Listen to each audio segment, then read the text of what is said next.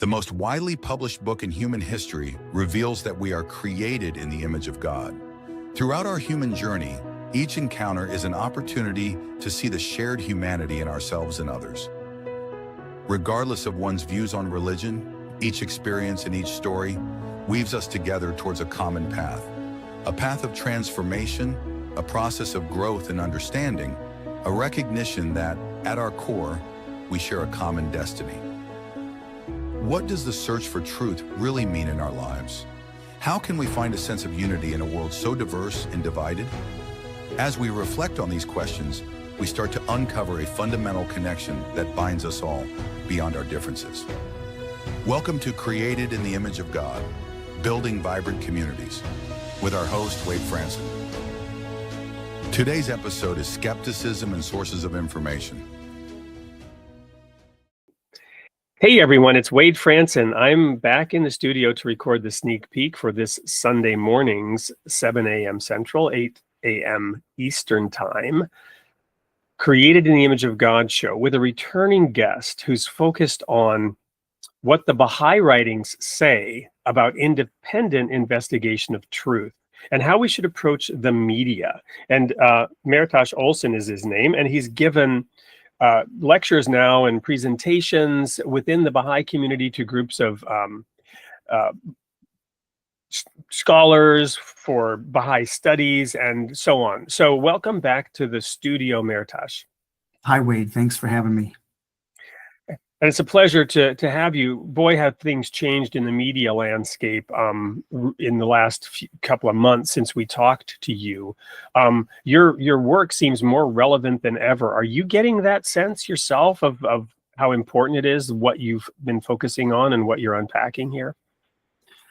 I would agree with that. I feel like it's so important for people to understand that there are all sorts of filters applied to the information that we receive, and that it's very important for us to seek out independent sources of information that can give us a more accurate picture of facts as they play out across the world, and to understand that there are powerful vested interests that put information in front of us. They're willing to bear the cost of that because they understand that they are creating a certain vision of the world, a certain interpretation of current events that benefits them. And we should understand that sometimes there's quite a gap between that and reality. Well, in the Baha'i faith, for those who don't know, in this sneak peek, as we send it out to make people aware of this show and get them to tune in, is the most recent, you might say, Abrahamic religion, right? Tracing its roots back to Abraham, just like the Jews, the Christians, the Muslims. But with the additional recognition of not only are we one family in Abraham, that prophet founder who was told by God, I will make you the father of many nations. And implicit in that was also many religions. But what's unique is that the Baha'is also have a theology that allows them to embrace Hinduism and Buddhism and recognize that all these messengers are from God, and that this is just the latest in a long line of messengers bringing an update, a reboot, a new software upgrade to the theological and the spiritual understanding of our species, the medicine for this day. And in that context, this second hidden word of Bahá'u'lláh that says, the best beloved of all things in my sight is justice, and focus on it so that I may confide in you, so that through its aid you shall see with thine own eyes and not through the eyes of others, and shalt know of thine own knowledge and not through the knowledge of thy neighbor. To me, I don't know if you see that as really a focal point of your work, but the independent investigation of reality, training us to have the ability to sort through the biases and the noise and the appeal of whatever it is they're trying to sell us, so that we cannot be bought and sold by media or the opinions or the ideologies of others, but that we can become independent citizens with the ability to discern good and evil, as Paul said, having exercised our senses to discern good and evil for ourselves. with the aid of the Holy Spirit. Do you see your work in that light? And what are some elements of your work that people can learn when they tune in this coming Sunday morning? That's right. Abdu'l-Bahá talks about how important it is for us to comprehend with our own mind, that we're all given this individual endowment and capacity so that we may pursue reality and not to rely on hearsay or the opinions or the perspective of others. And so that's exactly what I'm trying to do with regard to sources of information.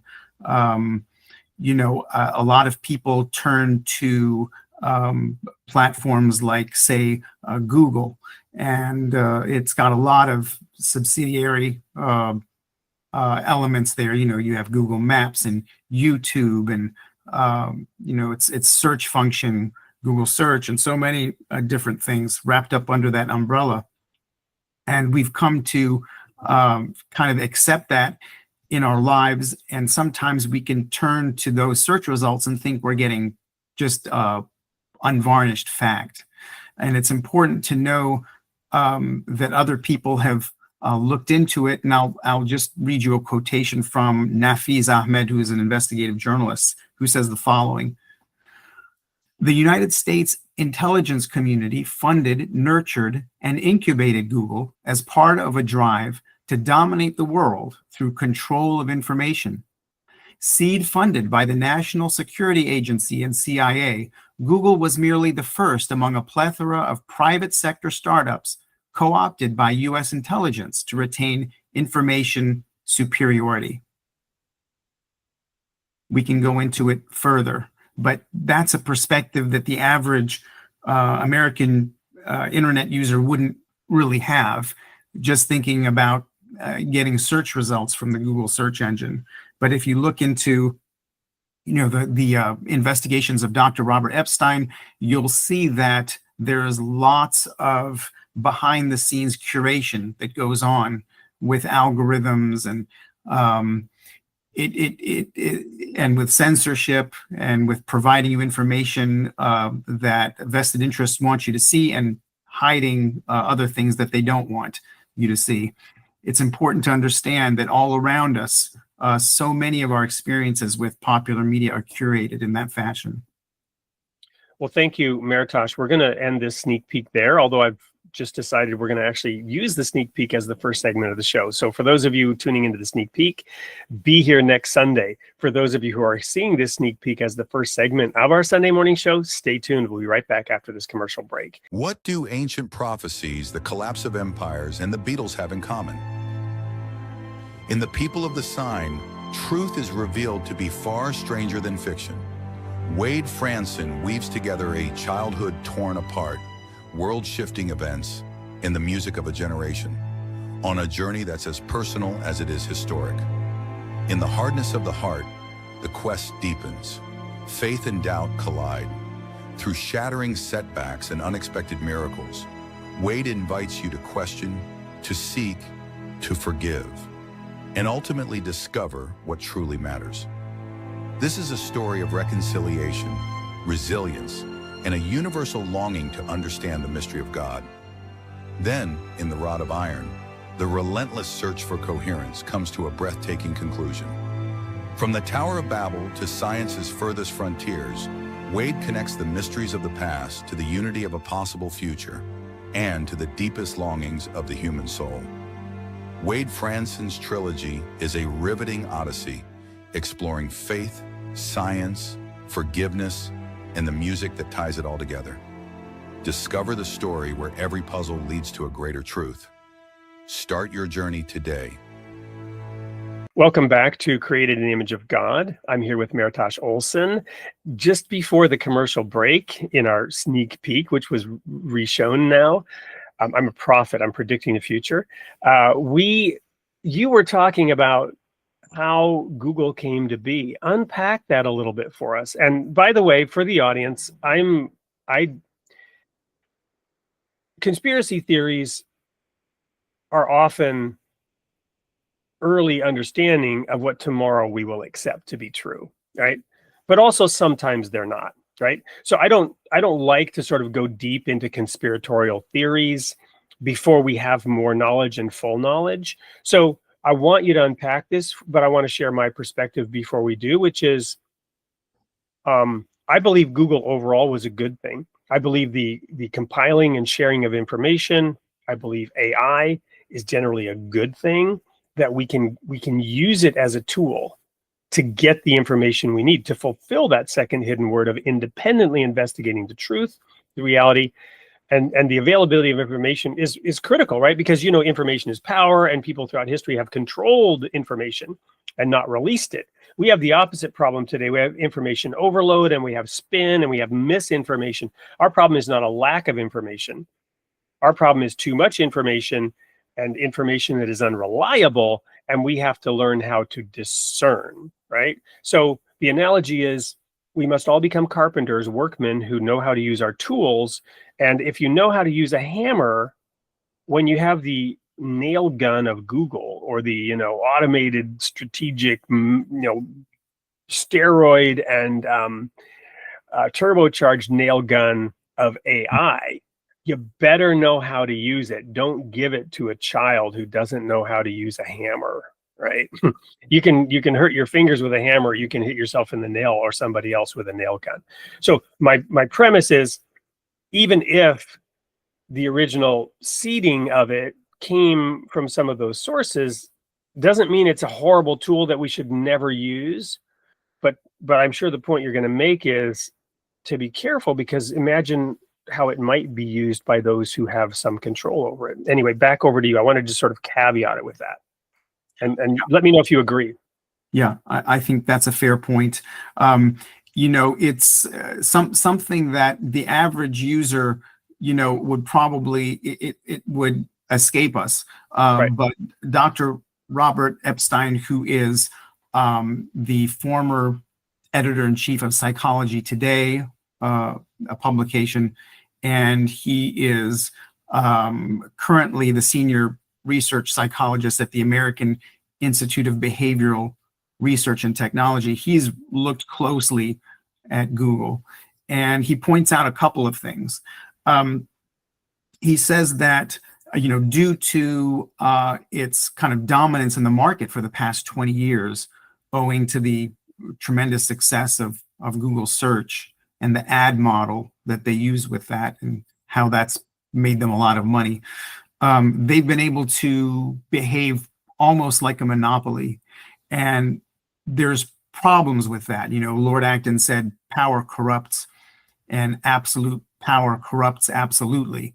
And I think three issues with Google that I'll mention that are presented by Dr. Epstein are: the first problem is surveillance.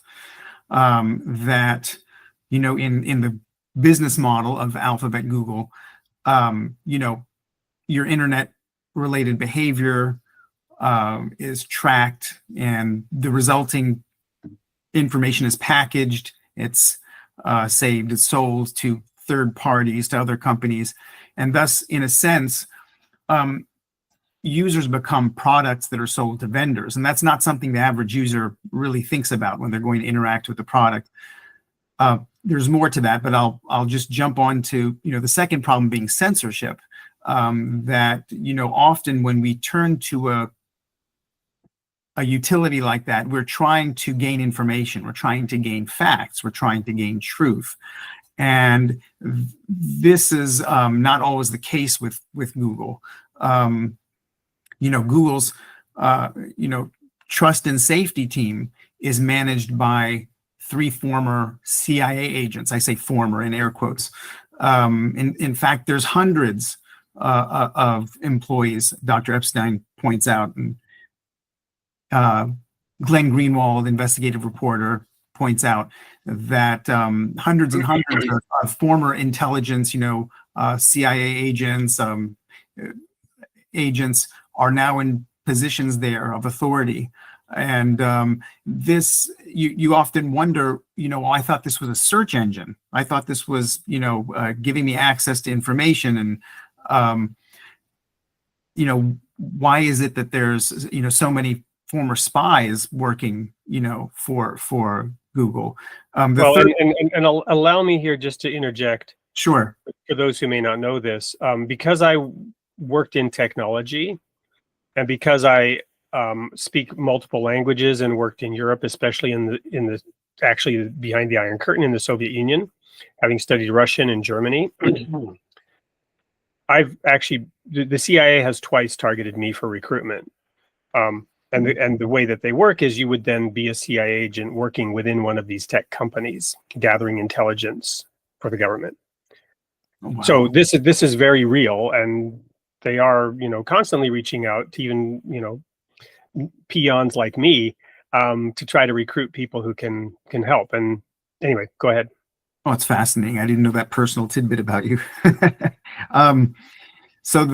And then there's a third problem that Dr. Epstein points out, which is manipulation. That users like me who just get on to one of the Google products, wanting to search something, we don't understand that there's an element of manipulation there. That, let's say based on my previous YouTube track record, maybe up to 70% of the YouTube search result or feed that I'm getting is based on my prior interaction with it, which may, and other things that they might know about me, which might hinder, the information I'm trying to actually reach and pull up.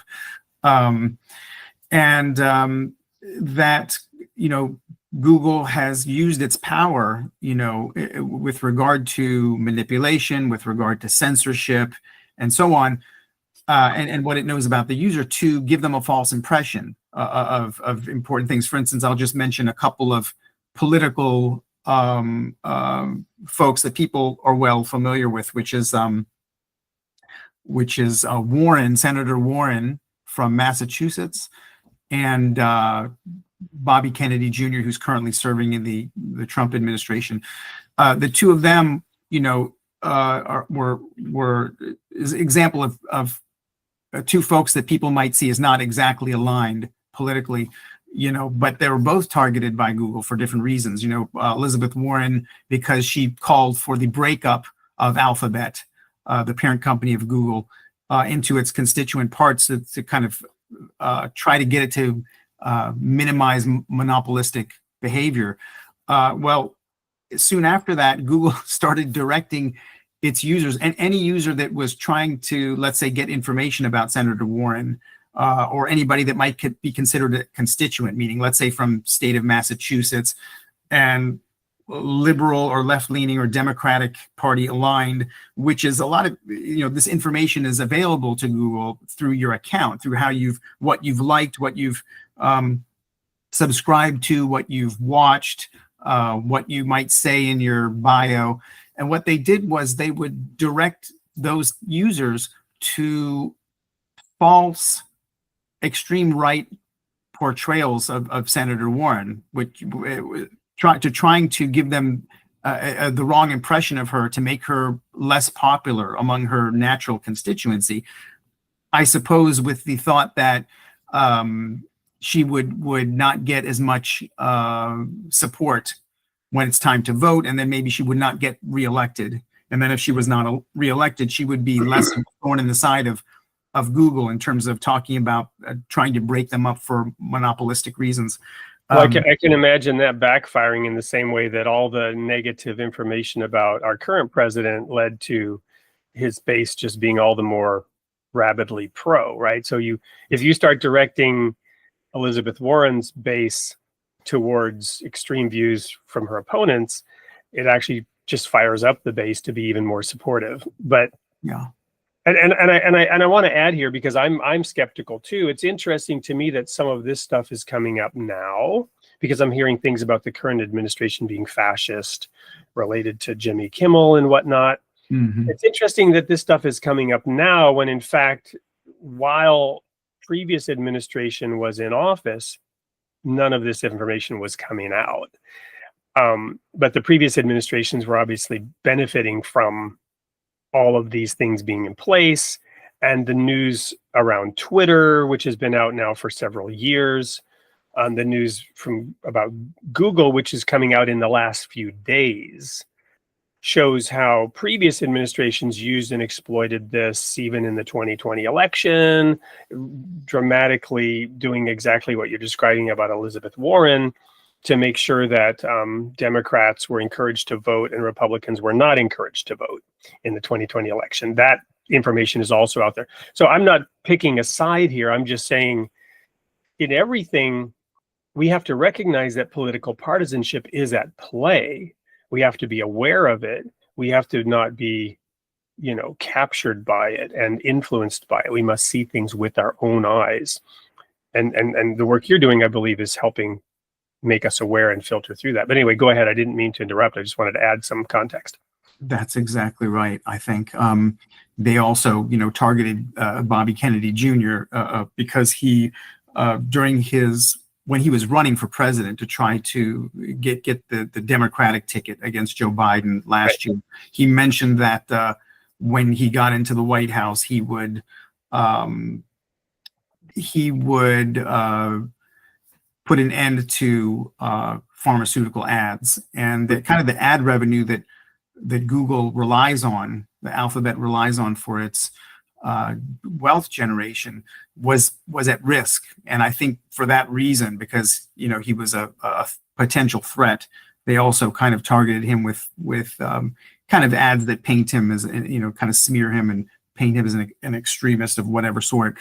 Well, and by way of peeling back the onion on that, I think it's important for the audience to know this. If you watch any kind of media, especially TV, we sometimes watch Netflix or Amazon Prime, and there are ads on Amazon Prime and other TV shows, tons and tons of ads for drugs, right? From the pharmaceutical, every kind of drug. They now have ads for drugs that are designed to treat the side effects of other drugs. And it's amazing. And you wonder, how on earth, why are they spending all this money on advertising?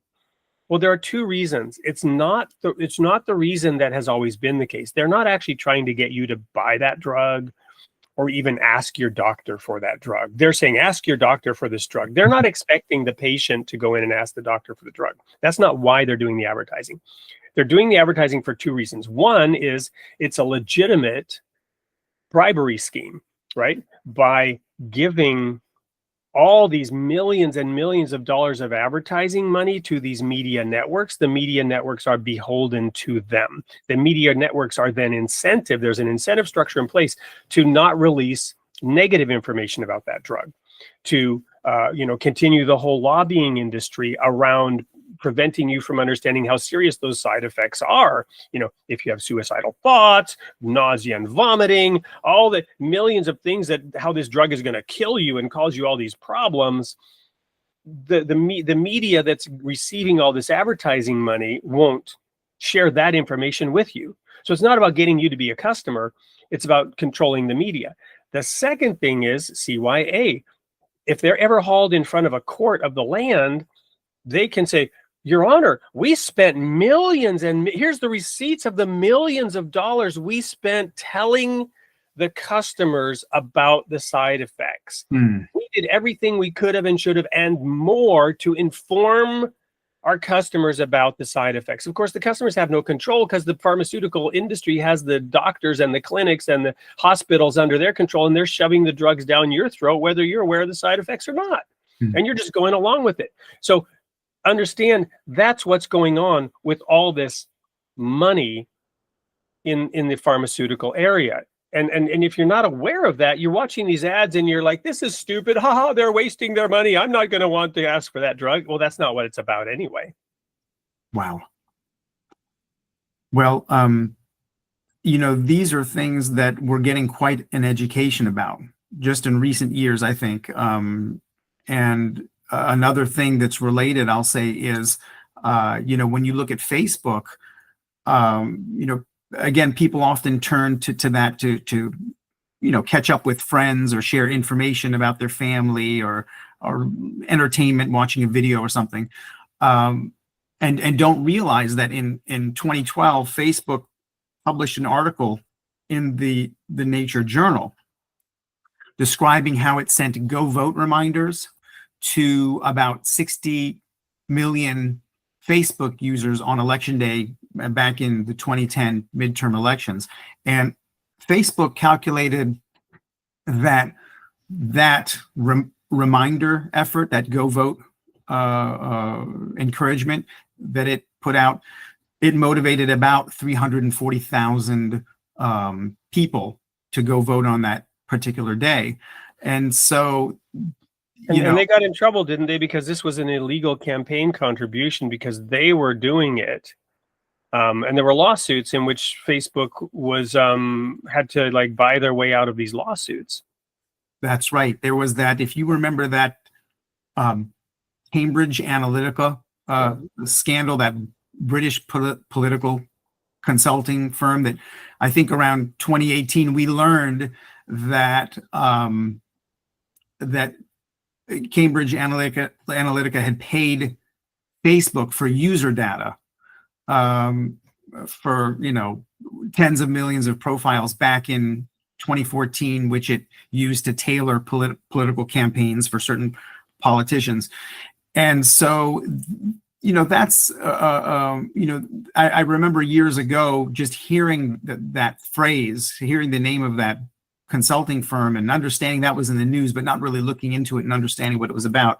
And so it's been kind of revelatory for me now in researching this to go back and look and see what was actually happening. And to understand how much kind of behind the scenes manipulation, curation, there is, and how many users may be not aware of that. And so I mention all of this just to say, if we approach things like Facebook and Google as just neutral tools, we will open ourselves up to a lot more manipulation than if we understand that we're engaging with something that probably has its own, hidden agenda. And so, we should check a couple of different sources and just, be aware of the extent to which popular media, internet platforms are attempting to get us to think in a certain way, to see some kinds of information and then not to see other important information that is kind of, paid to be hidden, let's say. Independent investigative journalist Cheryl Atkinson basically said in her dealings with, top level folks in the government and corporations that, so much of what we see, it was admitted to her, has been put there by powerful interests that paid a lot of money to do so. And we should be aware of that. Yep. I think that's a good point to go to a commercial break. We'll be right back with more of Mehrtash Olson and the independent investigation of truth and reality. Don't go anywhere. Discover the world's religious traditions like never before with Ocean 2.0 Reader. Our custom ebook reader is designed for exploration and study with an immersive audio integrated reading experience and powerful research tools available on all platforms including web, Windows, macOS, Linux, Android, and iOS. Experience the benefits of immersive reading by combining ear and eye with improved comprehension and vocabulary acquisition. Our interfaith library features books from various religions, so you can have access to a wealth of knowledge. Try Ocean 2.0 Reader today and elevate your reading experience. Welcome back to Baha'i researcher Mehrtash Olson on Created in the Image of God. We're talking about media, information control, what's behind today's media and social media. And we were just talking about incentive structures, right? Where the money comes from. You've heard the phrase follow the science. I saw a meme, which I love, which says, they told me to follow the science. I followed the money and I found the science. And so it's really important to understand incentive structures. What goes by the name of science today is often not science at all, really. It's research and development. In that sense, it has a scientific basis, but it's funded research and development that produces a narrative under the banner of science. right? And nowhere is this more true than in the pharmacological industry, the medical industrial complex. You know, healthcare is big business, and we are approached through our heart, right? We want to ease pain, we want to ease suffering. The opioid crisis was developed on the back of changing medical treatment away from treating a disease and classifying pain as a disease. And once they put that chart up on the wall of the smiley face and the frowny face and 10 stages, and you walked in and they said, "How's your pain today on a scale of 1 to 10?" And if you said that your pain was 6 or above, you could get prescribed an opioid, right? A narcotic. You didn't have to go to an illegal source. You didn't have to go to your drug pusher anymore in some back alley to get your opium. You could go to your doctor and tell him you're in pain, and your doctor would give you the drug. And it was all funded by insurance and sales teams. There are several great documentaries that describe exactly how this happened. So on the back of alleviating suffering, the entire American population went along with turning doctors into drug dealers and drug pushers of addictive substances. And millions of Americans died as a result of making illegal drugs legal and even encouraging their use for anyone who had any kind of pain or claimed to have any kind of pain. This is but one of many, many examples I could bring. So especially for our Baha'i friends, don't be fooled by the term science. Don't be fooled by it. Don't go along with those who use the label science denier to sideline and cancel anyone who says, wait a minute, I'm not so sure this is really scientific. I'm just giving you one extreme example, but this applies to many, many areas. Independently investigate the truth through the light of the Holy Spirit and through the Word of God. The Word of God often is in direct contradiction to so-called social science in particular. Any kind of social science is often advocating things that go against the law of God and the Word of God. That should be a huge warning sign. It's human behavior that violates the commandments of God. Don't be fooled by so-called science. I just wanted to put that out there. Now back to you, Mehrtash, about how to go through and discover, information and how to sort through it in this context. I think, there's a couple of Baha'i quotations that I think of in terms of the news. And it's just interesting to reflect on, because just to look at it in contrast to what we're looking at today. Abdu'l-Bahá says, a newspaper must, in the first instance, be the means of harmony between the people. This is the prime duty of the proprietors of newspapers, to obliterate misunderstandings betwixt religions and race. That's the exact opposite of what they're doing. That's the exact opposite of what they're doing, is it not? They are driving division because it's clickbait. They're throwing red meat to these people, blue meat to these people, anti-science meat to these people, pro-science meat to those people, to try to stir up the tribes. And this division, this polarization, allows them to continue their work of darkness unencumbered. It's really something. Abdu'l-Bahá says, journalists must write significant articles that shall foster the public welfare. If they do so, they will be the first agents for the development of the community. Abdu'l-Bahá goes on to say, we may ascertain the progress or retrogression of a nation by its journalism. Wow. Could you read that again? Yeah. That's where that bears repeating. Yeah.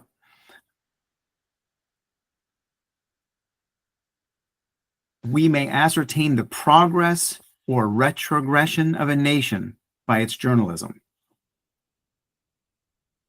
So you've mentioned several names. I would mention Matt Taibbi. Matt Taibbi has a Substack. I started reading his articles way back before, probably under Bush Jr. And then, during the first Trump election cycle, he was rabidly anti-Republican, rabidly anti-Trump. His articles were juicy and engaging. He talked about the economic meltdown, Goldman Sachs, his famous quote about Goldman Sachs being a vampire squid with its tentacles wrapped around the face of humanity, frantically jabbing its blood funnel into anything that smelled like money. I mean, he was a brilliant journalist to sort of highlight things that way. But then he began to see other sides of things, and today he's more independent. He's written, so the one reason is I trust him because I've seen his evolution of his own discovery of what's actually real and what's actually true. So he's one journalist. I mean, you have to take him with a grain of salt, but I mean, that's just one example of people that are out there where you can go get information that is looking at this from multiple sides. Yeah, I think he's terrific. Matt Taibbi, Michael Schellenberger is another one that I really like. Glenn Greenwald, Cheryl Atkinson. There's a bunch more that I'd love to mention. I think it's vital for people to go and look at independent sources, independent journalists, because the big news organizations, they're either funded through corporate money, or government money, government subsidy, or government pressure is another influence. And by the way, we're also having some of those on this show. We've got David French coming up. He's an opinion columnist for the New York Times. So we also love those outlets, but you have to take all of these different viewpoints with a grain of salt, because that's the beauty about journalism. And I'll throw out a quote there: only in the clash of differing opinions will the shining spark of truth emerge, or can the shining. That's Abdu'l-Bahá also. He wants there to be opposing viewpoints. He says newspapers must promote unity, but the process towards unity does involve people with different opinions coming together to talk. And, we've just seen that recently, where one gentleman who was going out and doing this on universities has tragically lost his life recently. But he was doing exactly what Abdu'l-Bahá said to do, which was to foster a clash of opinions in a respectful environment in which the shining spark of truth can emerge. And Abdu'l-Bahá says only. Without that, we will never get there. So we have to allow the clash of opinions, the clash of ideas. Everyone must feel free to fully and frankly express their opinion and set forth their argument. That's another quote by Abdu'l-Bahá. So we need this robust discussion, but the purpose is unity, not division. And for the news media, the purpose is division because it makes them money, sadly. And there are significant initiatives taking place in places like California, in places like the United Kingdom, the European Union, that are trying to really restrict speech, and they're trying to penalize it, criminalize it. And this is a very alarming trend, this trend towards totalitarian kind of control of free speech. It's really important for people to be aware of that. And again, I want to emphasize, this is not a recent phenomenon with the current president. This has been going on for decades. I think, frankly, we're hearing more about it now because many of the power structures that have been in place and have been funded and have been set in place supported the opponents of the current administration. And now they're getting very loud and vocal about it to try to make us think that this is only now happening. And both sides do it. That's right. I think it's really important for us to remember that, the average citizen like you or I does not necessarily think in the same way as a powerful interest that is trying to corner a market or, propagate its own kind of way for its own interests. I'm thinking there was in 1961, there was an assassination of the United Nations Secretary General. His name was Dag Hammarskjöld. And this fellow was a very interesting guy who was really trying to bring peace. He was really into kind of national sovereign control and empowerment rather than, let's say, an outside colonial power bringing multinational corporations to, take over the resources of African countries.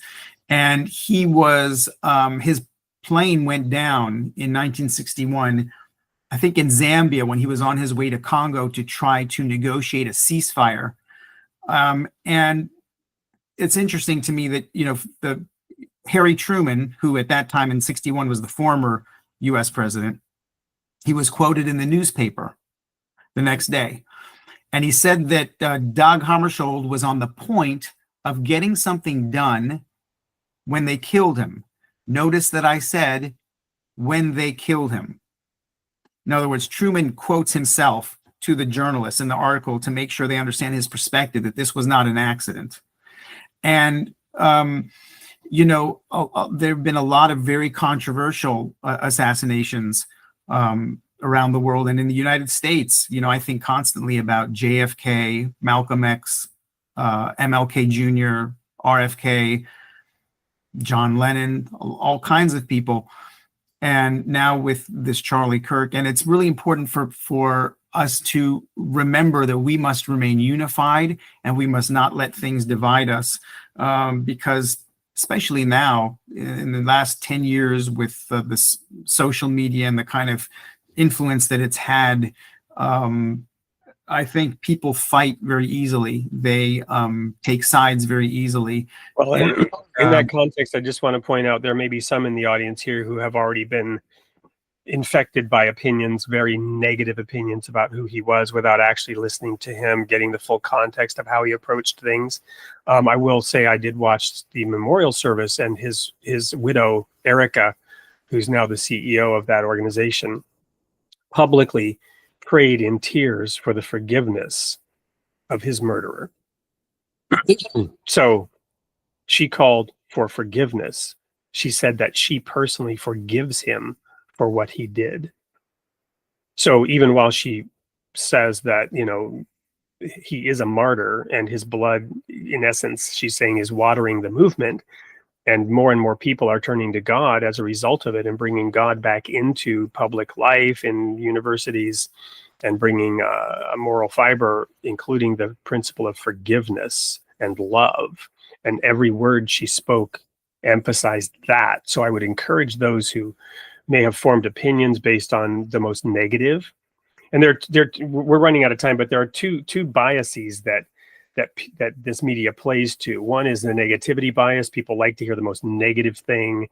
Another one is the most sensational thing, right? So that's what they play to in the algorithms. But if you actually take the time to listen, no, she spoke about forgiveness and love and transcendence and spirituality and love of God and God's grace for all people, and to try to unify and bring people together. Is a tremendous example. So Mehrtash, we are out of time. What words do you want to leave our audience with today? Well, remember to maintain a posture of neutrality in everything you do. Partisanship, I think, is really hurting our country, and I think we need to be unified and be skeptical. Whatever claims that are you feel are being foisted on you by the 24-hour news cycle, by let's say popular culture trends or social media trends that seem to be spontaneous, keep it at arm's length. Give yourself time to think about it, And you don't necessarily have to declare an opinion on something. Remember to stay unified with people. Thank you.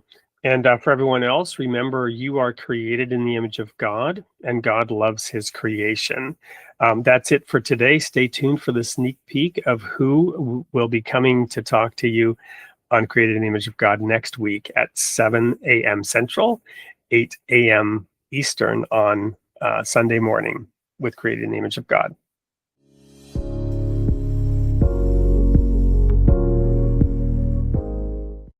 Hey everyone, Wade Franson here with a sneak peek for our next show this coming Sunday with a returning guest, Joseph Appman, who has a PhD in the philosophy of religion, who has issued the first in his trilogy, A Philosophical War, which is being republished and redistributed. And he's also the founder of Middle Tree, and will be working with Soup Media and Planksip after the acquisition of Planksip. Welcome to the studio, Joe. Thank you, Wade. Thank you for having me. Thank you for believing in what I do, and thank you for finding my work a home with Something or Other Publishing. So I'm really excited to be here and excited to be with you all officially. So, well, it's not just at home here with Something or Other, but also with Created in the Image of God, right? Because you use the Genesis story as the launching pad for your philosophical war treatise. Why was that? yeah, and I'm not a biblical scholar by any stretch of the imagination. However, everyone knows that foundational story in the West of Genesis and of the Garden of Eden. And so I wanted to take knowledge that everybody is aware of and a story that everyone has some familiarity with, regardless of your religious background or upbringing, and use that as a jumping off point to talk about this larger philosophical issue that I diverge into and talk about a number of different things from that origination point, but that's really that jumping off point because of the universal familiarity with it. Well, and I just, we're always learning something new about the book of Genesis. I just interviewed a scholar from Israel who told me that the Hebrew of those two trees could be rendered, the tree of life being the tree of experience, and the tree of the knowledge of good and evil being rendered the tree of judgment. But of course, it is about discovery and learning and discerning, and there's also judgment involved, right? So this is fascinating, and I reference your work all the time because it is so foundational in philosophical terms, in theoretical terms, but also in a rubber meets the road. So I want to just quickly bring in your work with Middle Tree, which is an educational organization that seeks to redefine, I think, I mean, you'll correct me if I'm wrong, but redefine how education takes place and our approach to learning, right? And I just learned from you that this isn't just for a certain age group in elementary or junior high, but it's soon as anyone learns to, as long as people want to keep learning. So how does all this fit together with your next move, which is to now publish this trilogy, take half a step back from Middle Tree and focus more on introducing these ideas into the mainstream? Yeah, it's funny because I had my whole academic career been preparing for a career, well, in higher academia, right? As a college professor. That was, when you're going to school, especially for philosophy, religion, and theology, like, that's what you're going to do with your life. There's nowhere else to apply it, right? The only application exactly. is in school, right? Yeah. But you found another way. Right. No. So I did, but it was quite by accident. And it's been a really interesting journey because it's given me this very different perspective, given the background that I have. And yet here we were thrust into working with, and especially when we first started, we were primarily working with elementary, middle, and high school students. And that's now expanded, as you mentioned, to anyone who can do anything academically, from preschool to adults. So it's given me a unique perspective, given the work that I had done in academia before starting Middle Tree, and then with the work that I had done at Middle Tree, it kind of informed the academic and the philosophical work that I was still working on, and it shows up greatly in a philosophical war in a number of different ways that we'll get into. Well, and that's all we have time for today, but we will be getting into all this, as I mentioned, on a regular basis as we move down this path. So you're going to want to tune in at 7 a.m. Central Time to Create in the Image of God this coming Sunday and hear the full hour of unpacking all the layers of this onion that Joe and I will be talking about. We'll see you there.